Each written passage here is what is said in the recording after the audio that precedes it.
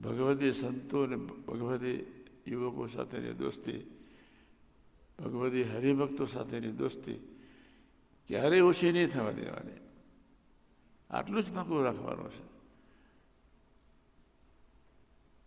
એટલે ગુરુનાથન સાહેબ કહ્યું, 2 સારા સંતો, 4 સારા હરિભક્તો હોય એમની સાથે આપણે દોસ્તી વધારે જ કરવાની, વધારે જ કરવાની, વધારે જ કરવાની. એ સારો સમાગમ મળશે જ, સારી વાણી મળશે જ, સુવિચારો પ્રગટશે જ, નિરાંત પ્રગટશે જ. રજોગુણ તમોગુણના ગમે તેવા ભયંકર પ્રભાવ હશે અહીંયા, એ ક્યારે જતા રહેશે ખબર નહીં પડે. રજોગુણ તમોગુણ તો બહુ ખતરનાક, 2 મિનિટ જંપા ના દે, પણ ક્યારે શું વિચારમાં જતા રહીશું ખબર. પણ 2 સારા સાધુ, 4 સારા હરિભક્તો,